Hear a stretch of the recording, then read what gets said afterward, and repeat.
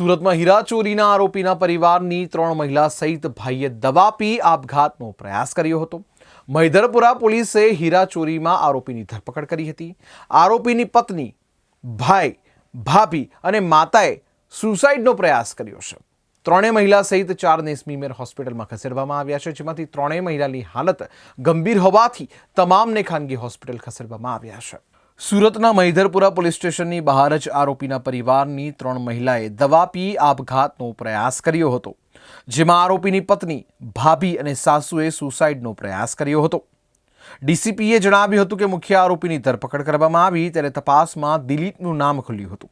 પોલીસને તપાસ વખતે આરોપીના પિતાએ કહ્યું હતું કે જો તમે મારા દીકરાની ધરપકડ કરશો તો હું આત્મહત્યા કરીશ, જેની પોલીસે તે સમયે પોલીસ સ્ટેશન ડાયરીમાં નોંધ કરી હતી। મહિધરપુરા પોલીસ સ્ટેશનમાં ગત 8 ઓગસ્ટ 2024ના રોજ 65 લાખના હીરા ચોરીની ફરિયાદ નોંધાઈ હતી, જેમાં મુખ્ય આરોપીની ધરપકડ કરવામાં આવી હતી, જેની પૂછપરછ કરતા સામે આવ્યું હતું કે ચોરીનો મુદ્દામાલ દિલીપને નામ સામે આવ્યું હતું, જે બાદ પોલીસે તેની પણ ધરપકડ કરી હતી। આરોપી હાલ રિમાન્ડ હેઠળ છે। 8 ઓગસ્ટ 2024ના રોજ મહિધરપુરા પોલીસ સ્ટેશન ખાતે એક નોકર ચોરીનો ગુનો દાખલ થયેલ છે, જેની અંદર 65 લાખ રૂપિયાનો મુદ્દામાલમાં હીરા ગયેલા હતા।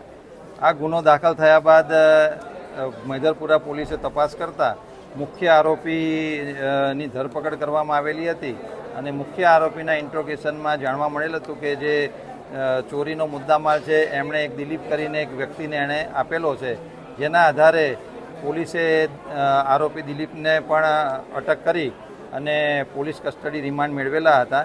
આ પોલીસ કસ્ટડી રિમાન્ડ 23મી ઓગસ્ટ સુધીના પોલીસને મળેલા છે, મતલબ કે હાલમાં આરોપી જે છે એ પોલીસ કસ્ટડી રિમાન્ડ પર જ છે।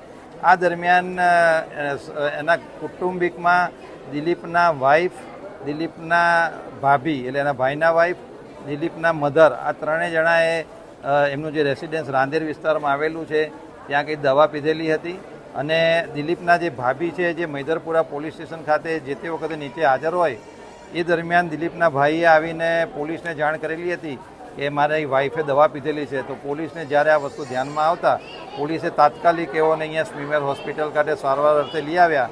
અહીંયા આવ્યા પછી પોલીસને ધ્યાનમાં આવેલું હતું કે એમના ઘરે એના દિલીપના વાઈફ અને મધરે પણ દવા પીધેલી છે, તો એ લોકોને પણ સ્મીમેર હોસ્પિટલે અહીંયા સારવાર માટે લઈને આવવામાં આવેલા છે અને એમની અત્યારે સારવાર ચાલુ છે। પોલીસ અત્યારે હાલમાં એમને ઉત્તમમાં ઉત્તમ સારવાર મળી રહે તે માટે પ્રયત્ન કરે છે।